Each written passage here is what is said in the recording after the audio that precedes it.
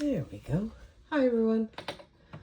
We are making our way through the Bible in a chronological order, as best as theologians and scholars have determined that events and things have happened. So we are in Job, and we are reading from the New Living Translation. And when we left off yesterday, God did show up, so Job got what he wanted, a face-to-face with God. But God has some words to say. So today we are reading chapters 40 to 42. We are finishing it up. And tomorrow we end up in Genesis again. So here we go. Starting at verse 1, Job 40. Then the Lord said to Job, "Do you still want to argue with the Almighty? You are God's critic, but do you have the answers?" Then Job replied to the Lord, "I am nothing. How could I ever find the answers? I will cover my mouth with my hand.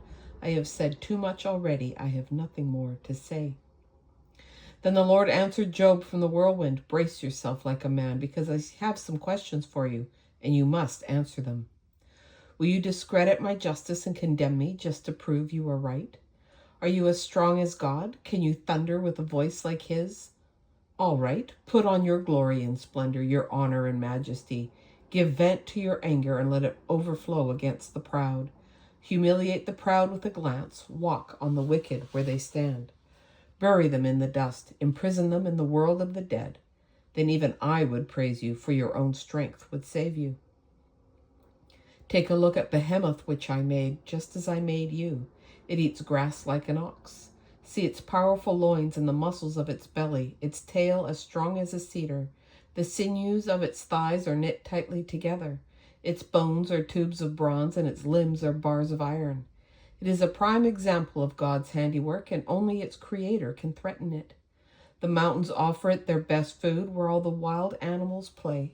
It lies under the lotus plants, hidden by the reeds in the marsh. The lotus plants give it shade among the willows beside the stream. It is not disturbed by the raging river, not concerned when the swelling Jordan rushes around it. No one can catch it off guard or put a ring in its nose and lead it away. Can you catch Leviathan with a hook or put a noose around its jaw? Can you tie it with a rope through the nose or pierce its jaw with a spike? Will it beg you for mercy or implore you for pity? Will it agree to work for you, to be your slave for life? Can you make it a pet like a bird or give it to your little girls to play with?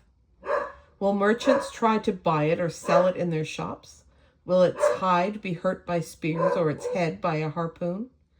If you lay a hand on it, you will certainly remember the battle that follows. You won't try that again.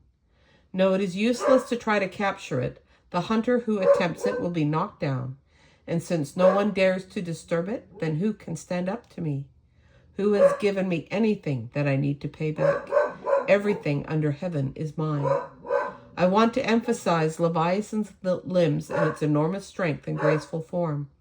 Who can strip off its hide and who can penetrate its double layer of armor?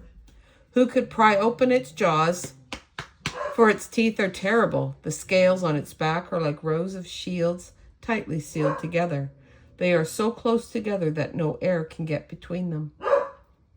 Each scale sticks tight to the next. They interlock and cannot be penetrated. When it sneezes, it flashes light. Its eyes are like the red of dawn. Lightning leaps from its mouth. Its flames of fire flash out.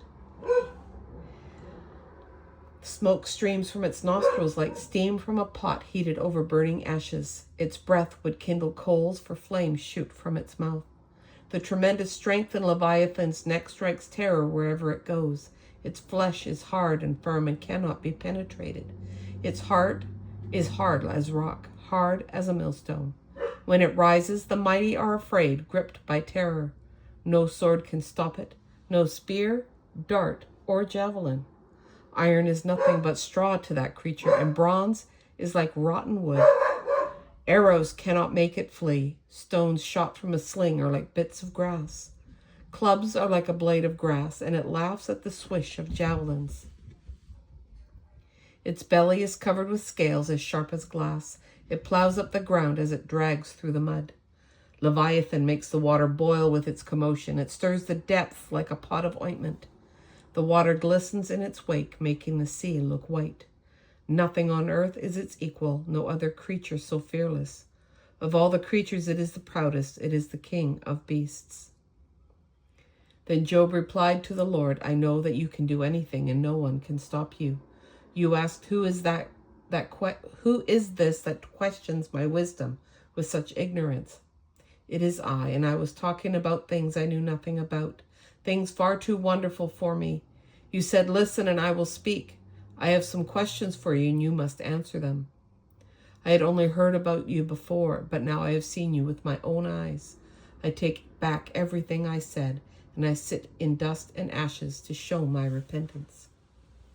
After the Lord had finished speaking to Job, he said to Eliphaz the Temanite, I'm angry with you and your 2 friends, for you have not spoken accurately about me as my servant Job has. So take 7 bulls and 7 rams and go to my servant Job and offer a burnt offering for yourselves. My servant Job will pray for you, and I will accept his prayer on your behalf. I will not treat you as you deserve, for you have not spoken accurately about me as my servant Job has.